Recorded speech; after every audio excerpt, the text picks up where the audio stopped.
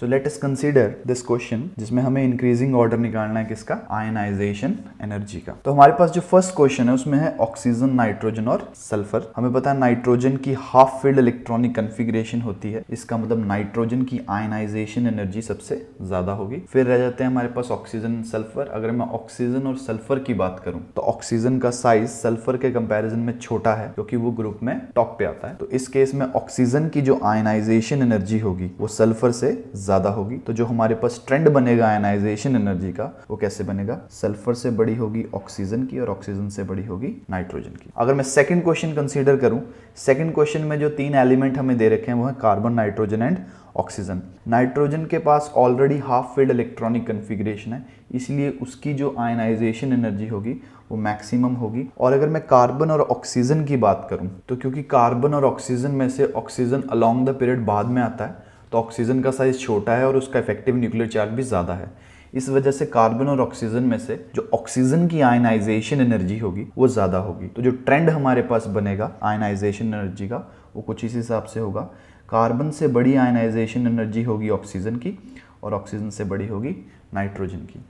Next हमारे पास जो third question है उसमें सोडियम, लिथियम और बेरिलियम गिवन है हमारे पास। सोडियम, लिथियम और बेरिलियम में अगर मैं देखूं तो बेरिलियम की जो कन्फिग्रेशन है उसके अकॉर्डिंग उसकी कन्फिग्रेशन है 1s2 एंड 2s2, यानी कि उसके पास फुली फिल्ड 2s ऑर्बिटल है। तो बेरिलियम की इलेक्ट्रॉनिक कन्फिग्रेशन की वजह से उसकी आयनाइजेशन एनर्जी इन सब में सबसे ज्यादा होगी। अगर मैं लिथियम और सोडियम की बात करूं तो लिथियम और सोडियम जो है वो सेम ग्रुप से बिलोंग करते हैं और down the group size increase करता है। तो लिथियम और सोडियम में से लिथियम का साइज छोटा है, तो अगर हम साइज के हिसाब से देखें तो आयनाइजेशन एनर्जी जो होगी वो लिथियम की ज्यादा होगी। तो ट्रेंड कुछ इस हिसाब से फॉलो होगा कि सोडियम की आयनाइजेशन एनर्जी से ज्यादा होगी लिथियम की और लिथियम से ज्यादा होगी बेरिलियम की। जो फोर्थ क्वेश्चन है अगर मैं उसकी बात करूं, ये तीनों की तीनों मेरे पास नोबल गैसेज हैं, हीलियम, नियॉन एंड आर्गन। अगर मैं इन तीनों की बात करूं तो हमें साइज देखना पड़ेगा, और क्योंकि अगर मैं इनको ग्रुप में अरेंज करूं तो हीलियम सबसे टॉप पे आएगा, फिर नियॉन आएगा, फिर आर्गन आएगा। तो हमारे पास हीलियम का साइज सबसे छोटा है तो हीलियम की आयनाइजेशन एनर्जी सबसे ज़्यादा होगी।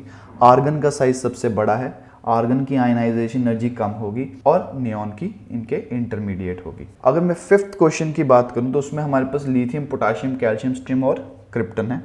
सबसे पहली बात, इन सब में क्रिप्टन जो है एक नोबल गैस है। नोबल गैस की स्टेबल इलेक्ट्रॉनिक कन्फिग्रेशन होती है, इस वजह से उसकी जो आयनाइजेशन एनर्जी होगी वो सबसे ज्यादा होगी। लिथियम, पोटाशियम, कैल्शियम और सल्फर की बात करूं तो हमारे पास जो लिथियम और पोटाशियम है वो फर्स्ट ग्रुप से बिलोंग करते हैं। तो लिथियम और पोटाशियम की जो आयनाइजेशन एनर्जी होगी वो सबसे कम होगी। लेकिन लिथियम और पोटाशियम में अगर मैं देखूं तो जो पोटाशियम है हमारे पास और लिथियम, उसमें पोटाशियम का साइज बड़ा है एज कम्पेयर टू लिथियम, तो पोटाशियम की आयनाइजेशन एनर्जी सबसे कम होगी और वहीं पर लिथियम की उससे ज्यादा होगी। फिर हमारे पास 2 एलिमेंट बचते हैं, कैल्शियम एंड सल्फर। अगर मैं कैल्शियम और सल्फर की बात करूं तो कैल्शियम जो है हमारे पास 4th पीरियड से बिलोंग करता है और जो सल्फर है हमारे पास वो 3rd पीरियड से बिलोंग करता है। अब क्योंकि सल्फर का साइज छोटा होगा एज कंपेयर टू कैल्शियम, इसी वजह से जो कैल्शियम की आयनाइजेशन एनर्जी होगी वो सल्फर के कंपैरिजन में कम होगी। तो हमारे पास लिथियम से ज्यादा होगी कैल्शियम की, देन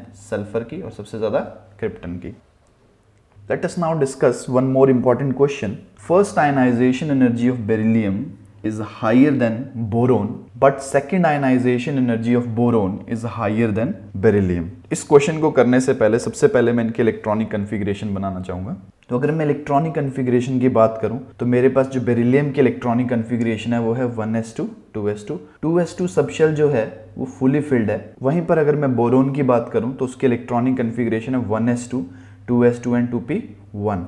तो इन दोनों के केस में जो बेरिलियम है, क्योंकि उसके पास फुली फिल्ड सबशेल है, वो इलेक्ट्रॉन को लूज इजीली नहीं करेगा, जबकि बोरोन के पास जो 2p सबशेल है वो पार्शली फिल्ड है तो वो इलेक्ट्रॉन को इजीली लूज कर देगा। तो इसका मतलब जो बोरोन की फर्स्ट आयनाइजेशन एनर्जी है वो कम होगी एज कंपेयर टू बेरिलियम की फर्स्ट आयनाइजेशन एनर्जी से। जैसे इन दोनों स्पीशीज ने इलेक्ट्रॉन लूज कर दिए, अगर मैं बेरिलियम पॉजिटिव की बात करूं जो केटायन फॉर्म होगा उसकी बात करूं तो उसकी कन्फिग्रेशन हो जाएगी 1s2 2s1। तो इस बार जो 2s सबशेल होगा वो पार्शली फिल्ड होगा, लेकिन वहीं पर अगर मैं बोरोन पॉजिटिव की बात करूं तो उस केस में जो इलेक्ट्रॉनिक कन्फिग्रेशन हो जाएगी वो है 1s2 2s2।